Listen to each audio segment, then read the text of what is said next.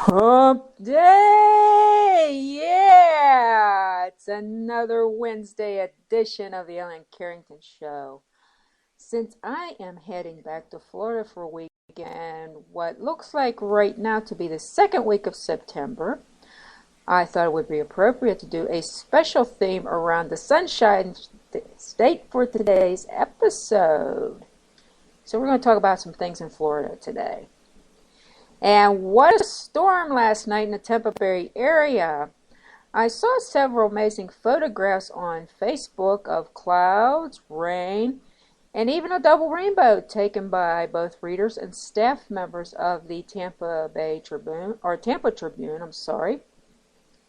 And the Tribune put up a gallery in today's edition of their paper and online. And I'm going to post a link to those pictures at the end of today's show, along with others of topics I'll be discussing. And let's get down to some more things that are going on today in the Sunshine State and things that are coming up. We're going to start with independent promotion, Florida Pro Wrestling. And their next live event is going to take place this Saturday, which is August 24th, in Bradenton, Florida. FPW stars will make an appearance at Paman's Classic Cycle during the Heat Stroke Hot Rod Hoedown. Try saying that 3 times fast. This event will feature live bands, classic cars, motorcycles, food, and great wrestling action all day long, and everything starts at 12 noon. Admission tickets for adults are $8 and children get in for $5. There are also loyalty discount packages available for future shows, so be sure to check out Florida Pro Wrestling's website at www.floridaprowrestling.com. And while we're discussing independent wrestling at the top of this show, some of you may have followed the story of Florida independent wrestler Bruce Santee's campaign to keep promoters from booking fellow wrestler Jason Rance, a convicted sex offender. Digest that one for a few minutes. Apparently, Rance was not impressed with Santee's efforts and struck back by having an order of protection issued against Santee on July 17th, after Rance claimed Santee was stalking him. Ooh. A little more about this. Jason Rance was convicted of lewd, lascivious battery. That's sex with a victim 12 to 15 years of age, which is a Class C felony in Florida. He was accused of having sex with a teenage girl and currently a registered sex offender. Yeah, as I say, keep digesting this one. But what Bruce Santee did, he took to social media and stressed that Rance should not be appearing in any professional wrestling shows, especially those with children present in the audiences, which makes sense. You got to agree with the guy there. And a promoter who booked Rance is not only violating Florida law, but also Rance is violating the condition of release by appearing at the news with children present. That's not very smart, is it? But fellow independent wrestlers are supporting Santee's efforts, both in court and in the ring. Bruce Santee is determined to prevent Jason Rance from appearing at any future wrestling shows, and thus far he's been pretty successful from the majority of his excerpts, except maybe 2 or 3 cases, but he's done quite well with this, so, good luck to him with that. I don't know, a wrestler, convicted sex offender, I'll tell you the truth, I wouldn't want them at wrestling shows either, especially with kids present. Not a very intelligent thing to do. But anyway, you can read more about this story at examiner.com. And if you're a college football enthusiast, take a listen to this. The 2013 Florida State Seminole season opens on Monday, September 2nd, right here in Pittsburgh, when they face the Pittsburgh Panthers at Heinz Field. Pitt and Florida State matchup will be the Panthers' inaugural game as the member of ACC's Coastal Division. And if you're looking for a way to wind down your Labor Day weekend evening, be sure to tune in at 8 o'clock p.m. Eastern on ESPN to watch the Seminoles and Panthers kick off some great college football. Upcoming Florida State opponents will include Nevada, Boston College, Clemens, Syracuse, and the Miami Hurricanes, among others. And you can get a complete list of games along with ticket information on the NCAA site's Seminoles page. Once again, I'll throw up the link to that so you can just click on it directly and have a look who the Seminoles are playing this year. And while we're talking about TV, better get those DVRs ready. A new television series, The Wildlife Docs, will premiere October 5th on ABC.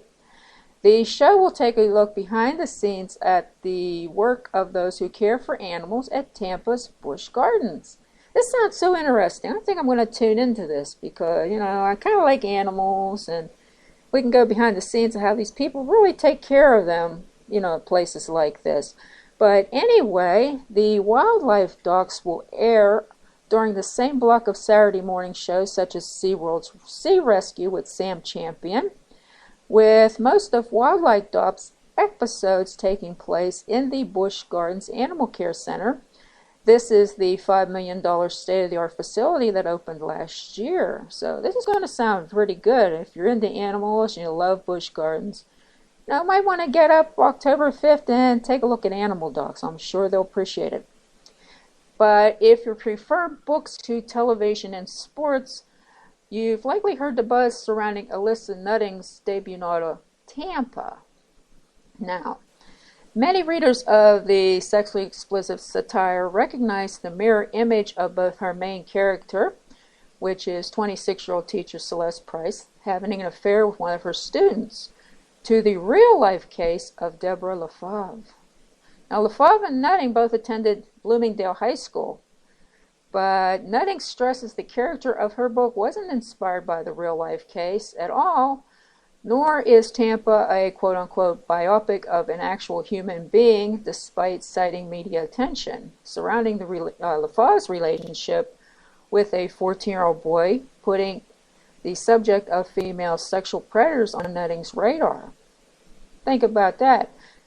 But the hype and some degree of controversy about Tampa piqued my own curiosity, so I was able to get a hold of this copy of this book, and its contents are very intense and, as I mentioned earlier, sexually explicit, but no excuses are made as to why Celeste became a sociopath or she had a sexual obsession with teenage boys. And as in the real life case, if a female predator is attractive, chances of getting away with such a crime are somewhat increased. I mean, like it or not, it's true. But be warned, this is not a book for the faint-hearted, and I'll be doing a review of Tampa within the next few weeks on my bookshelf blog. Meanwhile, it is for sale on Amazon. I'm going to throw up that link a little bit later. And while we're at it, from the crime files. This is a new thing I've been doing, pulling out some things from the crime files in the area. And this one's going to be Florida style today. Remember I discussed on a previous show about a woman from Aliquippa, Pennsylvania, who ran down an armed man and both prevented two teenagers from being shot and averted a possible robbery? Well, you could say, in a sense, the Riverdale had their own version of a woman getting involved in an equally dangerous situation. Take a listen to this. You're going to love it. I love it. And I'm like, I love it. I was wowed by it. But this woman, she was armed with a .45 caliber gun and stepped in when she saw a Riverview man beating his girlfriend. Around 6 o'clock in the morning on August 17th, which is about a week ago, it was past Saturday, a woman was visiting the home at the Grand Oaks Apartments at 10103 Sherwood Lane in Riverview. She heard glass breaking and screaming from next door. And what she did, grabbed the old .45 and went to investigate the disturbance source. And she found this man beating his girlfriend with a metal object. Now, he began attacking the intervening woman after she yelled at him to stop beating the other woman. Long story short, Armed woman cocked her gun, fired, and killed the man. Now, witnesses to the incident verified the stories of both women, and they were interviewed by the deputies, of course, and no names of the involved parties were released, but the deceased man and his girlfriend lived next door to the apartment complex where the little Miss Woman with the 45 was visiting her boyfriend. And hopefully stories of armed women shooting abusive men will stop any of you from visiting Florida, especially the Tampa Bay area. About.com has printed an article on 10 reasons to visit Tampa Bay, and I'm going to run down some of them. If you missed this article, I'm going to post a link. As I always do, we do everything on the Facebook wall. And I'm going to just spin over here right now and give you 10 reasons to visit Tampa Bay. Here we go. Okay. Come to Tampa Bay's attractions to provide a wild variety and exciting, entertaining possibilities. Busch Gardens that we mentioned earlier, that's going to have a reality show called Wildlife Dogs. And what this is, it's an adventure park and one of the top zoos in North America. It's a world-class thrill rides, provide heart-pounding excitement. It also brings you face-to-face with more exotic and endangered animals than any other destination outside of Africa. And let me see a couple water parks here. It's the only water park in Tampa. It's called Adventure Island. Immerses you in 30 acres of high-speed thrills and sunny tropical surroundings. There's also the Lowry Park Zoo, the Florida Aquarium, Museum of Science and Industry, Dinosaur World, and of course the St. Pete Pier. And the St. Pete Pier is kind of nice. I had to visit there when the last time I came down to Florida, and hope to get back there this time too. Number 2, come take a cruise from the Port of Tampa, the fastest growing cruise in North America, where some of the biggest names in the cruise industry, Carnival Cruise Lines, although I'm not too sure about them given their recent mishaps. But anyway, there's Holland American and Royal Caribbean. And over 1 million passengers each year set sail for destinations in the Caribbean and Central America. Its downtown Tampa location provides passengers with excellent before and after cruise activities. Number 3, come to Tampa Bay for the beaches and you'll never want to leave. The St. Petersburg Clearwater Barrier Islands boast approximately 35 miles of white sand beaches on the Gulf of Mexico. This area's beaches are some of the finest in the nation, award-winning for everything from sand quality to environmental management. Dr. Beach has repeatedly ranked 2 of the beaches as his annual top 10 list. Another Clearwater Beach as the #1 city beach in the Gulf region. And gotta check them out because beaches are nice, especially in the coming fall. You know, when it's getting cold up north, you gotta head down there to the beach. But anyway, here's number 4. Come to Tampa Bay for shopping. Tampa Bay is home to a variety of shopping venues. Here's a sampling.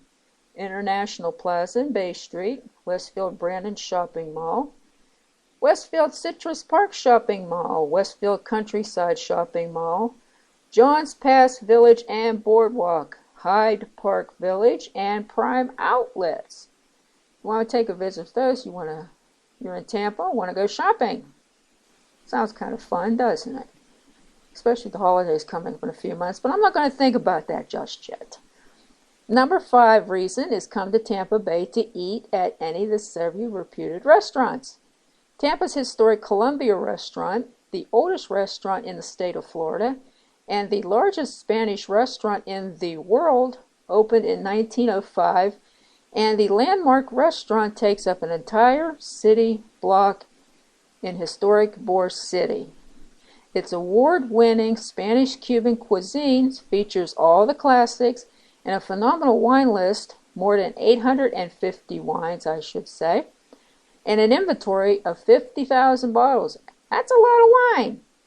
But the 1,700-seat Columbia features 17 dining rooms, Entertainment includes Spanish flamenco dance performances nightly, Monday through Saturday. And there's another couple other restaurants you want to check out is Burns Steakhouse and, of course, the Colonnade. And Tampa Bay also has a number of restaurant chains that began right here with their original locations. Beef O'Brady's, Family Sports Pubs, Checkers, Garage Steakhouse, Shell's Seafood Restaurant, Hooters, Carrabba's Italian Grill, and Outback Steakhouse. Yeah, they have all pretty cool, isn't it? Anybody hungry yet? There you go. Take your pick. Number 6, come to Tampa Bay for sports. Whether you're a fan of football, hockey, baseball, or even motorsports, Tampa Bay has it all. Of course, Tampa Bay Buccaneers, NFL Super Bowl champions in 2003.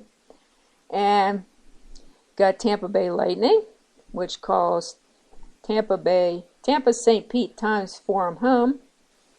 They won the Tampa Stanley Cup in 2004. Tampa Bay Storm is an arena football team. They hold the record for the most Arena Bowl victories. 1991, 93, 95, 96, and 2003. And of course, there is the Tampa Bay Rays, the 2008 American League champions, call St. Petersburg Tropicana Field home. Finally, St. Petersburg now hosts the annual Honda Grand Prix every spring.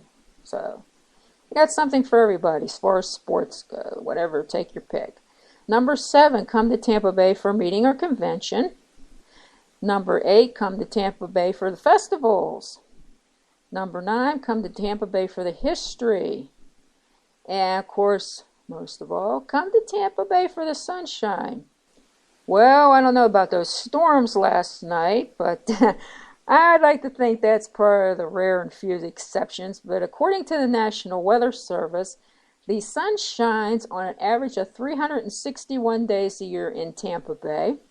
It is notable that the last time Tampa suffered a direct hit by a hurricane was in 1921.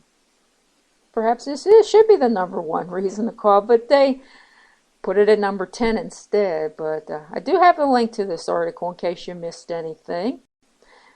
But yeah, 361 days a year of sunshine.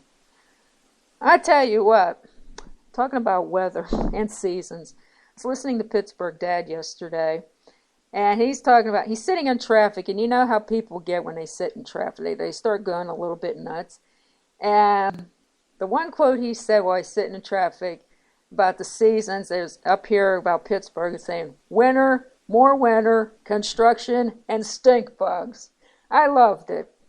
But I could do with 361 days of sunshine up here in Pittsburgh. I don't know about the rest of you, but hey, those guys down there in Florida, they're pretty darn lucky.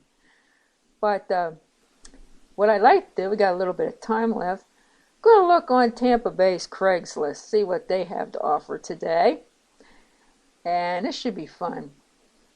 We're going to flick through here for a few minutes, see if we can find anything at least reasonably nice, you know. Let's go to Florida, since we are talking about Florida today. Oh. So we are in the Tampa Bay area. How about strictly platonic? How about that? See what they have in here. Probably not as goofy as the stuff up in Pittsburgh, but hey, what the heck. Oh boy, here we go. BDSM couple looking for 6139. Couple for couple. 39 years old. Hi, we are a 24/7 dom submissive couple. Extremely clean. She is 30 weight. He is 61. Seeking a local to Tampa, young, happy, committed to each other, Caucasian, BDSM couple. Height, weight, proportionate. Male dom, sub female for long-term relationship. Friends first. Then on to other things. Hopefully no kids, as medium times get complicated. Please note, Orlando, Sarasota, Ruskin, Apollo Beach, and other locales are not considered local to Tampa. We are in, when they say where they are, We want someone who can just stop by once in a while for a quick drink or chat during the week in addition to fun time too. My girl really wants a girly type girl, feminine and loves to giggle, shop, do all the girly crap. Age 19 to 36, but can make exception for right couple. No, we are not swingers, so no full swap, although girl is great. Soft swap maybe after very good friends. Novice couple more than welcome, but experience okay too. If a girl is bi-curious but inexperienced, that's fine. This is to be an exclusive relationship, no quote-unquote cheating. We are drug disease free, expect the same. We have small home dungeon, hot tub, semi-private large backyard, and overnight company has own room. Female should shave. Note, this is not an quote-unquote overnight occurrence. We want to be friends first, take it slow, make sure we are right for each other, as we are old guard leather and lace style BDSM people, with firm respect for others' privacy. Expect same. My girl loves to cook naked, wants the equal submissive girlfriend to do this with. We enjoy movies, the occasional cocktail lounge, but have our own tiki bar at home. 2 slave girls mixing behind the bar. Think about it. Please enclose pictures. No photos, no response, no single men. Oh, jeez. Hey, everybody to their own thing, you know. But they're strictly platonic, and then they're going to do their fun later. Would you like to be my sugar mama? Well, this ought to be a barrel of laughs. Looking for a well-off woman to help me with something. In return, do what she wants when she wants. Pampering, massage, cooking. Yes, the man that can cook. Late night calls, anything. Ran into a situation, and I'm new to the area and need a huge hand. I'm a non-smoker, drug disease free, 5'11", attractive, I assure you. If you're interested and want to know more or want a picture, let me know. And the guy's 34 and he's Pinellas County. So, hey, sugar mama, you want some, a little, sugar baby to play with? There you go. Okay, let's see what else. Here we go. Want a foot rub. This isn't strictly platonic, people. Oh, this is hilarious. I'd like to give you a great foot rub. You know it will feel good. What have you got to lose? I will pay attention to your feet for a long period of time. Any time today is good. Hope to hear from you soon. Now, believe it or not, that's all strictly platonic ads in Tampa Bay area. But you know what? Compared to the ones I've read in Pittsburgh and even New York or wherever up north here, those are mild. So you guys need to step it up a little bit, man. But who knows? You got wild people in Florida. They're a pretty cool bunch.